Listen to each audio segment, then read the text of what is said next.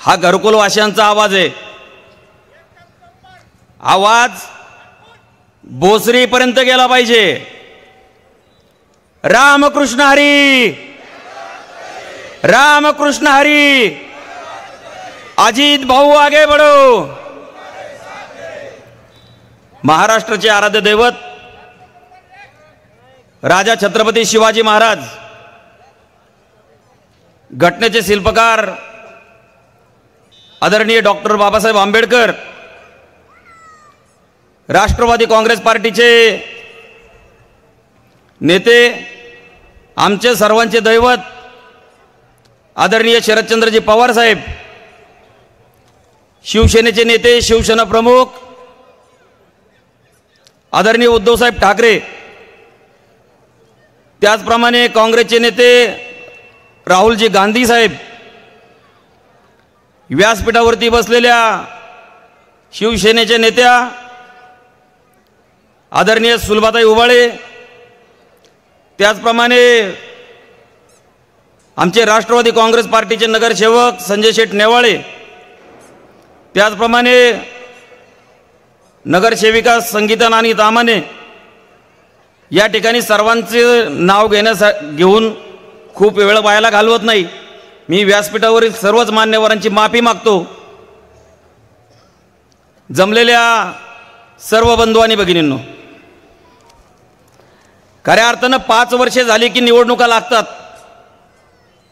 नेते येतात, सर्वांना सांगतात मी काहीतरी करणार आहे, मला काहीतरी करायचंय। ढोंगीपणा करण्याची सवय काही लोकांना लागलेली आहे।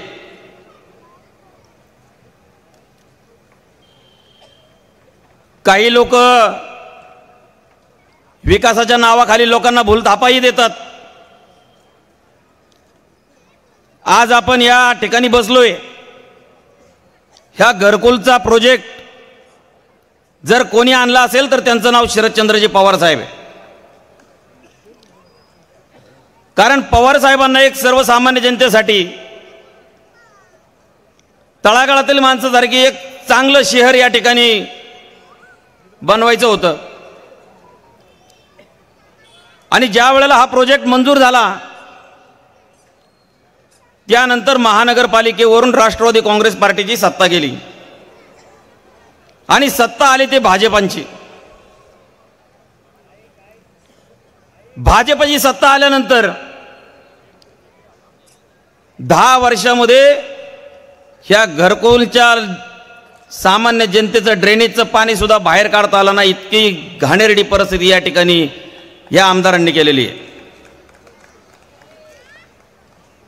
अहो, एक 15 दिवस झाले राष्ट्रवादी काँग्रेस पार्टीचे आमचे घरकुलचे कार्यकर्ते घरकुलच्या समोर उपोषणाला बसावं लागलं, कारण ड्रेनेजचं पाणी सरळ घरकुलमध्ये येतं, पार्किंगमध्ये घाण होती। आणि मग अशा वेळेला नेमका घरकुलचा विकास केला का? घरकुलला एखादी चांगली शाळा आली का? चांगलं एखादं हॉस्पिटल आलं का? इथं किती समाज राहतो याचा अभ्यास स्थानिक आमदारांनी केला नाही। स्थानिक आमदार मात्र मांडे आणि दंड थोपटण्यात मग्न। मी तुम्हाला सांगतो, मी खूप पैलवान बघितलेत, पण तेल लावलेलं पैलवान एकच आहे, त्यांचं नाव शरदचंद्रजी पवार साहेब। येणाऱ्या 20 तारखेला तुम्ही 1 नंबरचं बटन असं दनादन दाबायचं की मग कळेल की कोण किती पलट्या खाते। मला एक गोष्ट सांगायची आहे, काही लोकांनी तर भगवा झेंडा आपल्या खांद्यावरती घेतला, स्वतः एकच गोष्ट सांगतात, हम भगवाधारी, हम भगवाधारी। अरे नक्की घ्या, भगवा तुमचा पण आहे ना, भगवा आमचा पण आहे, पण भाजपच्या खांद्यावरती भगवा झेंडा आणि काय सांगतात, हम हिंदू है। नक्की तुम्ही हिंदू आहेत, हिंदुस्थानमध्ये राहणारा प्रत्येक व्यक्ती हिंदू आहे, आणि हे कोण सांगतो हम हिंदी है? हम हिंदू हे सांगणारा देवेंद्र फडणवीस सांगतो तुम्हाला आम्हाला हम हिंदू आहे. हे आम्हाला कोण सांगतं? अमित शहा सांगतो हम हिंदू आहे. हे देशाचे पंतप्रधान सांगतात हम हिंदू है. अरे सही में तुम हिंदू है, हम क्या पाकिस्तानी है? तुम्ही मला सांगा, गेले 10 वर्षापूर्वी यांचं सरकार नव्हते, हे सत्तेत नव्हते. माझ्या शाळेतला एका मुलाचा दाखला बघितला, अल्पसंख्याक मुलाचा दाखला, माझ्या वर्गात बसायचा, एकत्र डबा खाल्लाय मी. त्या अल्पसंख्याक मुलाच्या दाखल्यावरती हिंदू मुस्लिम लिहिलेलं आहे. माझ्या सुतार बांधवाच्या दाखल्यावरती सुद्धा हिंदू सुतार लिहिलं, सुतार हिंदू लोहार लिहिलं, हिंदू कुंभार लिहिलंय, हिंदू मराठा पण लिहिलंय. पण ह्या चुकीच्या बावळट लोकांचं सरकार या ठिकाणी आलं आणि दाखल्यावरून हिंदू हे नाव गायब झालं.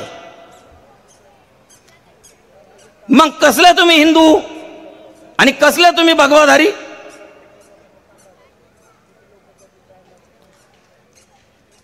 अहो भगवाधारी नाही, तुमच्या इथं दलाली तयार झाली. आपल्या महाराष्ट्रामध्ये एकच माणूस आहे, तो भाकरी महाराष्ट्राची खातो आणि दलाली मात्र गुजरातची करतो. त्याचं नाव देवेंद्र फडणवीस. मला एक सांगायचंय, अनेक लोकांनी आपण या ठिकाणी बसलोय, आपण वेगळ्या वेगळ्या जिल्ह्यातून आलोय, वेगळ्या वेगळ्या राज्यातून या ठिकाणी नोकरी व्यवसायासाठी आलोय. काही लोक कर्नाटक मधले असतील, काही आंध्रामध्ये असतील, अनेक लोक या ठिकाणी बाहेरच्या राज्यातून आलेले आहेत. अहो एखादी कंपनी जाऊ द्या ना कर्नाटकला, महाराष्ट्र सुजाने, एखादी जाऊ द्या आंध्राला, एखादी गोव्यात जाऊ द्या, एखादी तामिळनाडू मध्ये जाऊ द्या. अरे हा दलाल सगळ्या कंपन्या त्या गुजरातच्या घशात घालायला निघालाय आणि तुम्ही म्हणता हम भगवाधारी. महाराष्ट्राची गद्दारी करण्याला आम्ही जागा दाखवल्याशिवाय राहणार नाही. तुमची तयारी आहे का? हात वर करा, कोणाकोणाची तयारी आहे? ह्या गद्दारांना आपल्याला गाडायचंय. हात बरेच वरती नाही आले, मला वाटतं अजूनही तुमच्या मनात भीती बाळगू नका. 13 तारखेला सरकार बदली झाल्यानंतर तुम्हाला कळेल की कोण कोणाला भेटतंय. 23 तारखेला सरकार बदललं की मग कळल. डर बहुत बडी चीज होती भाई. ते तोत्र येतंय, कोणाची चिठ्ठी बाहेर काढतंय, मग यंत्रणा कामाला लागते. पोलीस डिपार्टमेंट, ईडी, सीबीआय, अमोक तमोक. शरद पवार बाप आहे, महाराष्ट्राचा बाप आहे. साहेबांना ईडीची नोटीस पाठवली, साहेब म्हणले मी येतो ईडीच्या ऑफिसमध्ये. साला कागदच फाडून फेकून दिला. हा, बापाची भीती असावं लागते. कारण पवार साहेबांनी सांगितलं तुम्हाला गाडल्याशिवाय, तुमचं सरकार पाडल्याशिवाय मी थांबणार नाही. जोपर्यंत माझं सरकार येत नाही तोपर्यंत तुम्हाला सुट्टी नाही.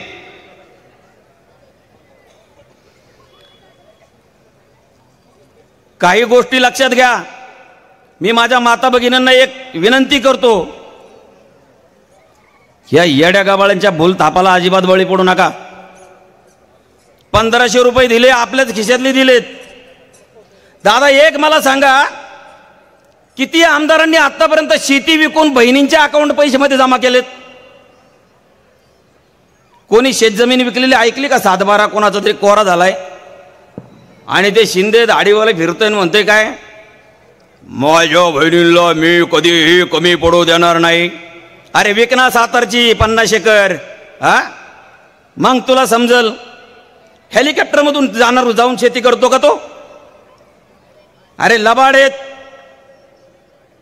तुम्ही आदरणीय बाळासाहेब ठाकरेंच्या बरोबर राहिले. त्यांच्या बाळासाहेबांच्या समोर तुम्ही मुजरा केला आणि बाळासाहेबांनाच फसवलं, बाळासाहेबांच्या मुलाला फसवलं.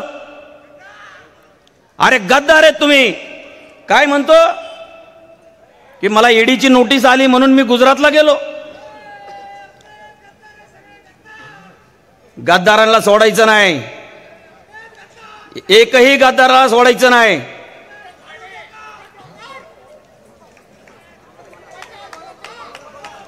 पन्नास खोके माजले तर बोके म्हणा तुम्ही, 50 खोके. या बोक्यांना आता घरचा रस्ता आपल्याला दाखवायचा आहे. या ठिकाणी फक्त भोक्याचं एकट्याचा कार्यक्रम नाहीये. आमचे 84 वर्षाचा योद्धा आदरणीय पवार साहेब यांचाही घड्याळ काढून घेण्याचा कार्यक्रम केला. ज्या वेळेला घड्याळ घेतलं ना त्यावेळेला सांगितलं होतं, दादा घड्याळ घेऊ नका. पण गडबड काय करतोय, कोर्टात पण पळतोय चुलत्याच्या विरोधात. वाटलं मीच सगळं. अरे तू काय आहे ते तुम्हाला माहिती का? घेतलं घड्याळ काढून. दादाला मी डॉक्टर बाबासाहेब आंबेडकर साहेबांच्या पुतळ्याच्या समोर पिंपरीला सांगितलं होतं, दादा तुम्ही घड्याळ घ्या. पण त्या घड्याळातले काटे आमच्यासारखे कार्यकर्ते फिरवल्याशिवाय राहणार नाही एवढं सांगतो. दादाच्या घड्याळातले काटे फिरवले. महाराष्ट्र आदरणीय पवार साहेबांच्या पाठीशी उभा राहिला. खासदारकीची बारामतीतली जागा दादांची गेली. मी तुमच्या साक्षीने सांगतो, आमदारकी पण जाणार. ज्यांनी ज्यांनी गद्दारी केली त्यांना गाडण्याचं काम सर्वसामान्य जनता करणार. अरे आपल्या इथं तरी काय झालं? मोशीमध्ये छत्रपती संभाजी महाराजांच्या पुतळ्यामध्ये भ्रष्टाचार. फक्त बोलायचं नाही, ऐकायचं आणि गप्प बसायचं. कुठं कुठं भ्रष्टाचार करणार? जलपर्णी कारखाना भ्रष्टाचार केला. पुतळाच उभा नाही राहिला, 5-6 कोटी खर्च झाले.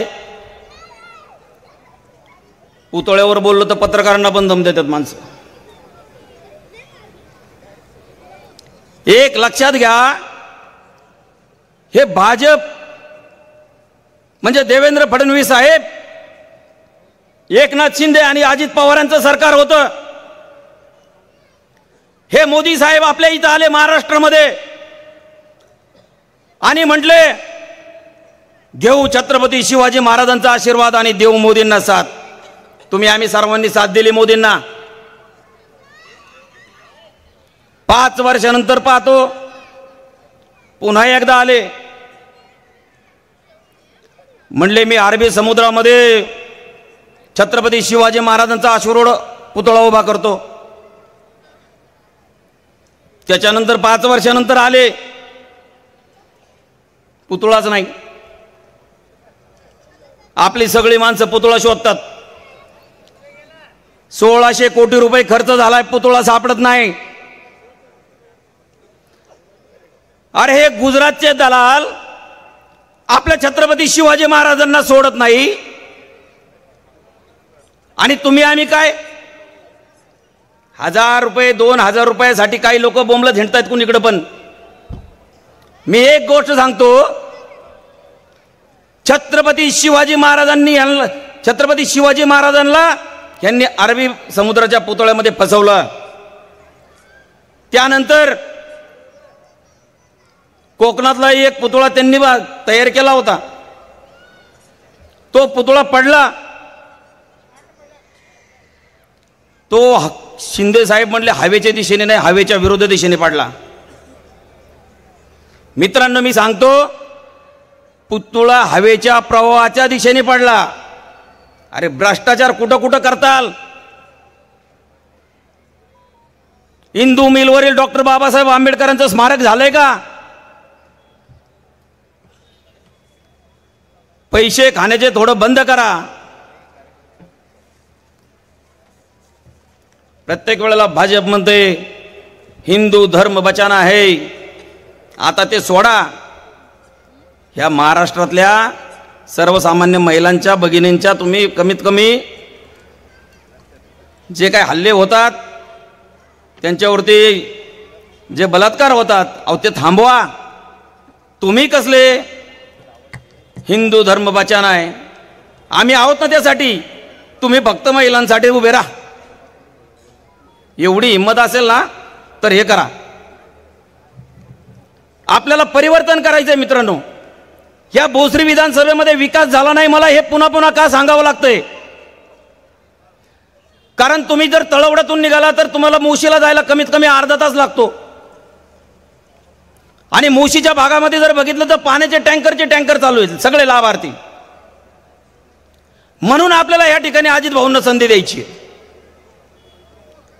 माणूस नेक आहे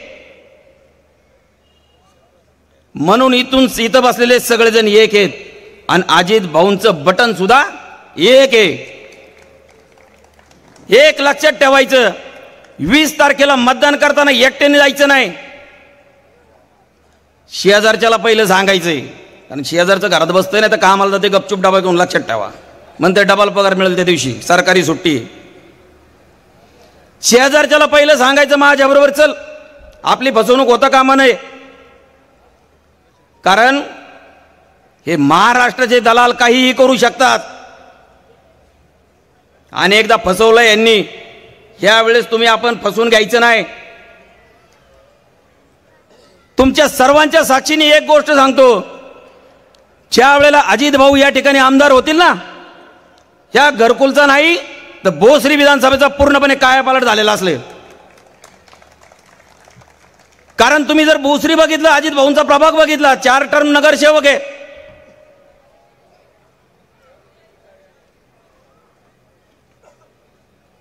आणि 4 टर्म नगरसेवक असताना सुद्धा त्यांनाही खूप मोठा विरोध होता.